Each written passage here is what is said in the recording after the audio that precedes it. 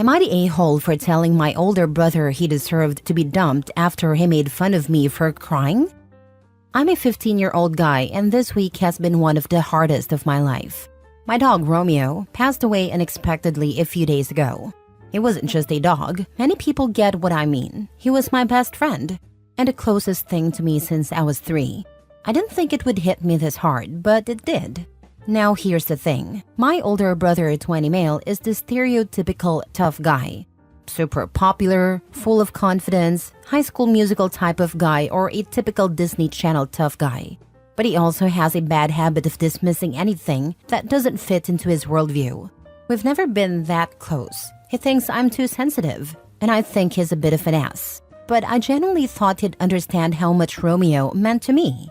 I mean, even if he didn't care about Romeo, he could have at least respected that I did, right? You guessed it. He didn't. Yesterday, I was sitting in the living room looking through old photos of Romeo on my phone, and to be honest, I was crying. I thought I was alone. Then my brother walked in, took one look at me, and started laughing menacingly. Literally, it sounded like Doflamingo from One Piece. He said things like, "You really crying over a dog? Man up, it's just an animal." I tried to ignore him at first and ask him to stop, but that just seemed to make him worse. He kept going, saying things like, "What's next? You gonna hold a funeral for him?" And even pretended to cry in a mocking way. I don't know what changed in me, but I snapped. I was hurt, angry, and just so fed up with how crappy he was being.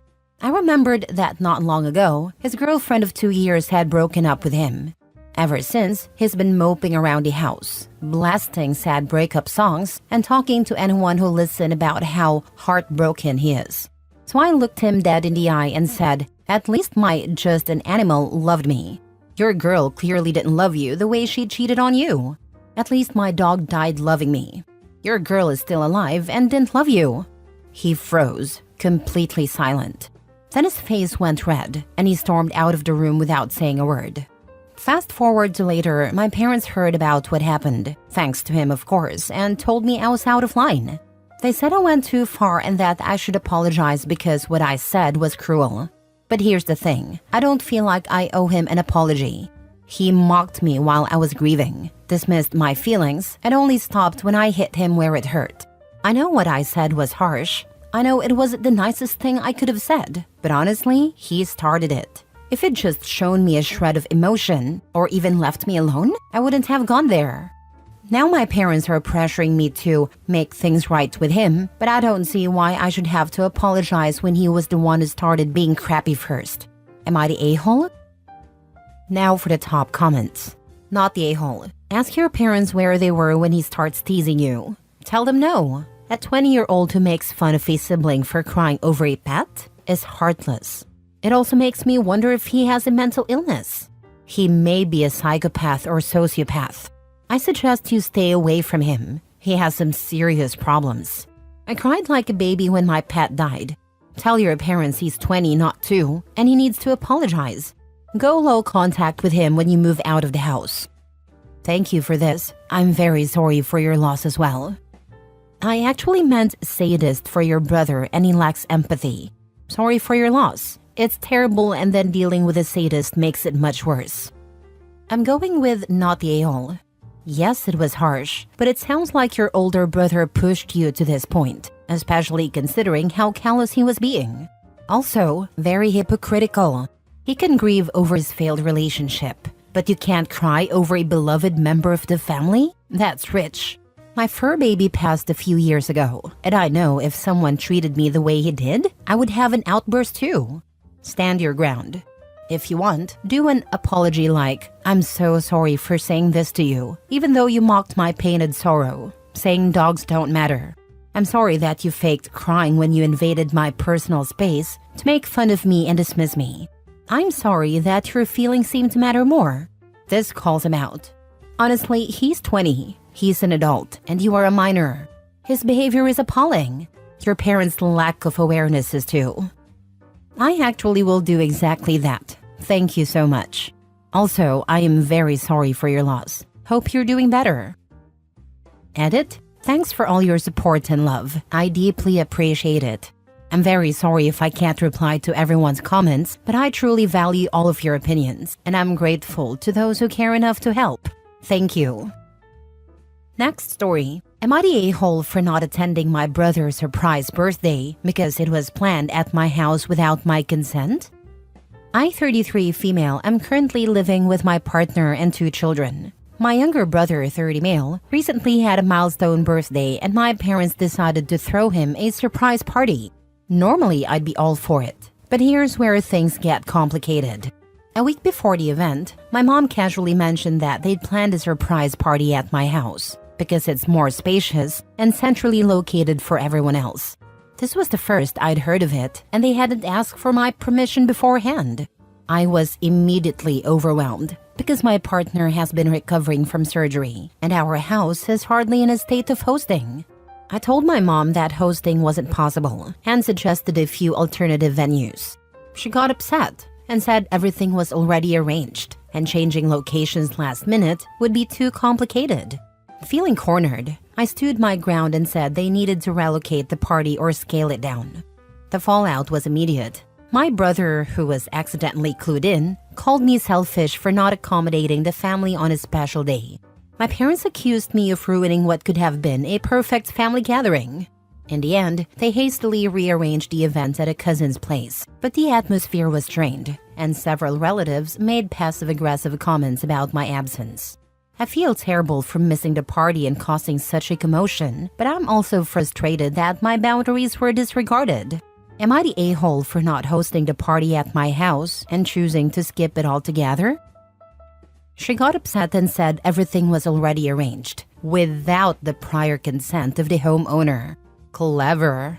Everyone in the family is thinking only of themselves, no one minding your particular situation. But you are the selfish one, huh? Your parents are blaming you for their audacity. But in the end, they hastily rearranged the event at a cousin's place. So it could be done. Not the a-hole. I wish you peace of mind. I equally wish OP peace of mind, because she really deserves it. In all, OP's not the a-hole. Who on earth plans a big party at someone else's house without asking them if it's okay first? This is utterly ridiculous behavior, and I'm willing to bet it's not the first time your parents/family have pulled nonsense like this. You're definitely not the a-hole for telling them no under any circumstances, especially given your partner's health situation. You might want to consider doing a deep dive into your history with your family and unpacking exactly what's going on there, either with or without professional help, because you might need to start standing up for yourself like this more often. You would be surprised. My mom would offer to drive people for certain long-distance occasions, and then tell me after the fact that she needed to use my car because she already planned that. She had a coupe at a time, and it was too small, so she liked using my car instead since it was bigger, but would never ask me if it was okay before volunteering my vehicle for things. Not quite the same thing as this situation, but similar and just as frustrating. I'd also be willing to bet money OP never received a planned surprise party for her 30th. Not the a-hole. It's hard to believe not a single member of your family has common sense. You don't just volunteer a person's home and plan a whole party. And your brother's reaction? He may be 30, but it doesn't look like his sense made it past 12. The audacity. Big not the a-hole to you. We all know who the golden child is now. Not the a-hole. Next story. Am I the a-hole for still being no contact with my brother after something that happened 4 years ago? I, 20 female, have a brother, James, 25 male. We used to be really close, but after what happened 4 years ago, I don't feel safe around him anymore. 4 years ago, I stayed at James's house/apartment for the summer. At a time, James was extremely stressed. He was an intern working to become a doctor, not in the US, had a part-time job on the side, had bills to pay, and was also taking care of 16-year-old me. I understood that it was hard for him, but what happened still isn't excusable.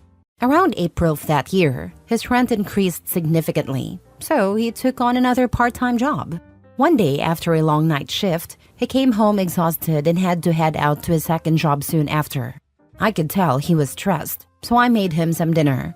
I left the dishes in the sink because I was also tired and went to sleep. planning to clean up later. The next morning, he started yelling at me to wash all the dishes before he got home. He had already done everything he needed to in the kitchen, so I assumed the dishes just bothered him. I said okay and was walking back to my room to get back to sleep, thinking I could do it later. That's when he snapped. He started yelling at me, calling me lazy and accusing me of being in my room 24/7. I was confused and asked him, "Are you okay?" He took that as disrespect and slapped me. For context, my brother is a gym rat who plays football and boxes. So I was shocked and said, "WTF, you just hit me."